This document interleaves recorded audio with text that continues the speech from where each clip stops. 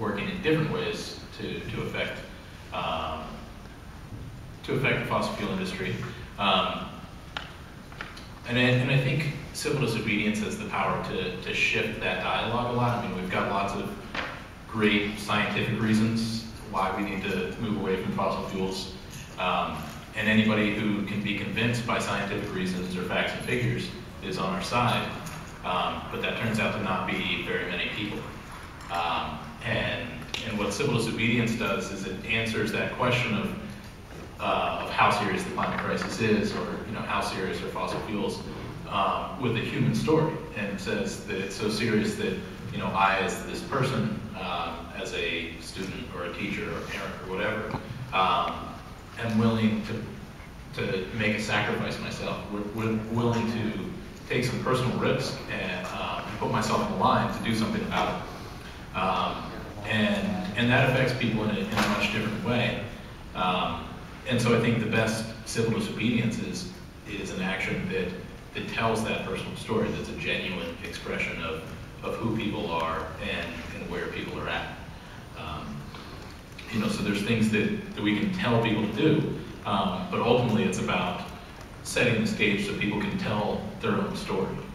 And that's really where the impact comes.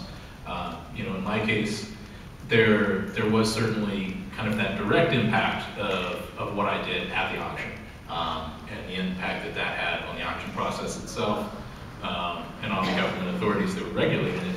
But by far the much bigger impact was what happened afterwards when I had the opportunity to tell my story, and the indirect impact of how that affected other people, and how that stimulated a discourse about what our role as citizens should be when our government is acting in an immoral or illegal way. And I think that's really where the much bigger impact has been. And it's gone much beyond just the specific issue at the time of energy use or land use policy. As I went through the trial process, it started to bring a lot of attention to the way our criminal justice system worked. And a lot of people were really shocked to see that a judge and a prosecutor could limit what I was allowed to say to the jury, and that the jury wasn't allowed to know that the auction was later overturned because the government admitted it was illegal in the first place, or that the jury wasn't allowed to know that I actually raised the money in a couple weeks after the auction and offered it to the BLM, and they refused to take it. And most of all, the jury was told that it wasn't their job to decide if this was right or wrong anyway, that they had to accept what the judge said the law was, and they had to enforce it, even if they thought it was morally unjust, and that they were specifically told not to use their conscience. And so it triggered this public discourse among the people that were paying attention about, what kind of justice system do we have now where the role of the citizen is that we're not allowed to use our conscience.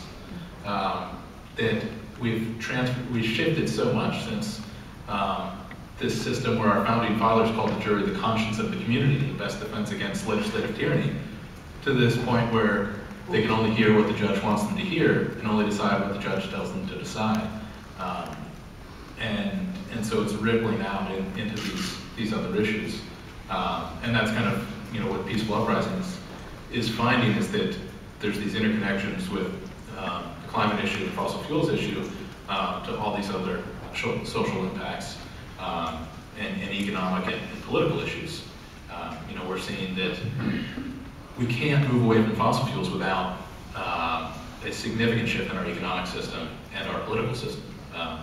That investment into fossil fuels is not transferable to investment into renewable energy, that there's a fundamental different economic model with each of those. That with fossil fuels, it's a limited resource, and so whoever controls access to that resource gets to set all the terms for the local communities, for the workers, even for government agencies. And so it always leads to a massive concentration of wealth, and that's why you see the places with really rich fossil fuel resources like West Virginia and Kentucky and Louisiana and Mississippi have some of the worst economic disparity and the greatest poverty. And renewable energy doesn't fit into that model because nobody can control access to the wind or access to the sun. So the wealth is more likely to flow to whoever does the work of harnessing it. And that's a threat. That's a threat to those in power, because it leads to a more distributed system, distributed wealth, and distributed political power. And so we can't just solve that one little problem and keep everything else the same. Thank you, Tim, for doing what you've done and for sharing your story with us.